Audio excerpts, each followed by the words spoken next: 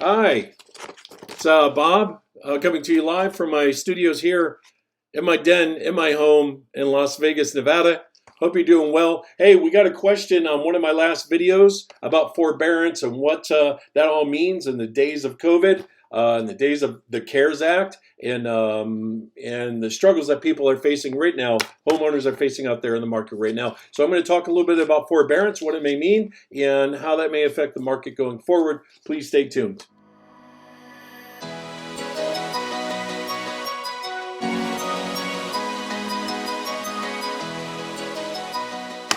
So, thanks for sticking around.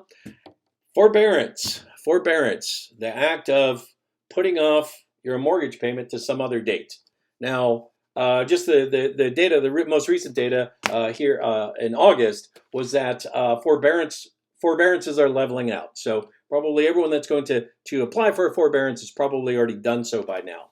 The thing is that there's a growing concern, though, with long-term delinquencies. And there is a difference, right? Forbearance is you actually make arrangements with the bank to put those payments off to another date. And with the new CARES Act, by the way, that's capped at 180 days. That's different than a delinquency. Delinquency is where someone hasn't made that agreement with their bank, and they, in fact, are behind on payments, either not making payments or not making full payments. And right now, the 90-day delinquency is on the rise, and there is something to be concerned with that. Now, anyways, because quite honestly, the trends in forbearance and delinquencies foretells a future of what we might expect down the road here in Las Vegas. At the moment, the answers and predictions aren't very clear, simply because the target is on the move, right? We're still neck deep in the throes of a pandemic. The economic impact on the housing market is very much a mixed bag of news. And while there are a lot of opinions as to how this will all play out, and in a moment I'll share mine, for now, it really doesn't look good. By all means, we're not expecting a big fall off. We're not looking at a cliff. We're looking at a trough. We're looking at a ditch. But it's very different than what we saw back in 05, 06, 07, and so on, where the entire housing market collapsed. Those are different economic situations and pressures than what we're facing right now. We, in fact, have a great deal of momentum, but there are going to be some repercussions that are going to be felt. So requests for forbearance are on the decline. Numbers of serious delinquencies, as I said, 90 days or more past due, are on the rise, which means there are many, many homeowners who may not have qualified or applied for forbearance to protect them. And in fact, in the month of July, there were 1.8 million more delinquencies than year over year. So at some point, the piper is going to have to be paid. Forbearance, putting off payments, may protect you from delinquency and foreclosure for the time being. However, at the conclusion of the forbearance period, all of those past payments will be due.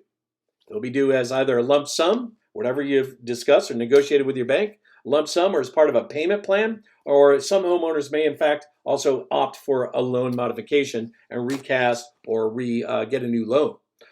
In the meantime, Las Vegas real estate market, as with many other locales, is booming. It's hot. Who knows? I really don't know why. Actually, I do know why. And that's largely due to the fact that low rates and low inventory mixed with high demand is driving the momentum. Now, this is where all of these pillars or principles of markets and real estate market have come together, and they're on the highway going the same direction, and they're going pretty fast right now. We have a great deal of momentum, regardless of COVID. There's no doubt COVID has certainly put the market in between the bumpers, and we have primarily people are motivated to sell, people motivated to buy. So my prediction, though, just so you know, is that we're going to see the greatest devastation in the low to middle income households. Those are households that have suffered the most from lost wages, may now have illness and child care expenses that they can no longer afford, and may not have a financial safety net. In some ways, that is how it was before. People overextended themselves, right? And we're getting HELOC loans to buy jet skis. That's not exactly what we're looking at, but we are looking at really a similar segment of the housing market that's going to be hit the worst. In fact, I think they're going to be crushed when the forbearance bill comes due. Now, within the 6 to 12 months after that, we're going to see how things play out with forbearance. And like I said, those long-term delinquencies are on the rise. So that's going to play out over the next few months. And then I'm going to say into the new year, the 6 to 12 months into the new year, we're going to see people being foreclosed upon, because that doesn't happen overnight. They're going to be foreclosed upon, and we're going to see an increase in REO and foreclosure inventory flooding the market in the sub 350K range, which is the FHA cap. Actually, 347 is FHA cap here in Clark County.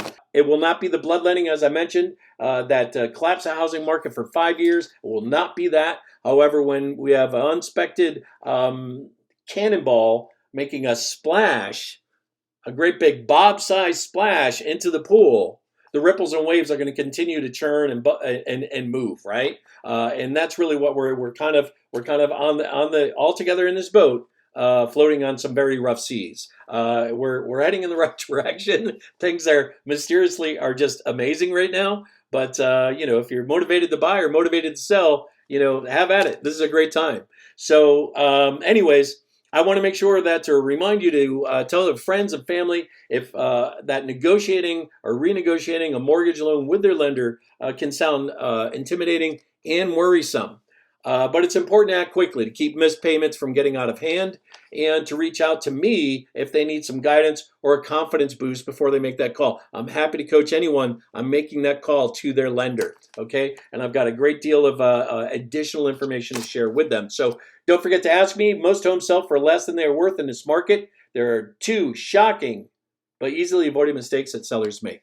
And be sure to ask about my Safe Seller listing program, where I get a written offer for your home within 13 days or less, or you can cancel the contract. There's no risk to you. So I hope you're doing well. Please stay tuned for the next edition. Watch more of my movies if you can. And thanks so much for your time and sticking around.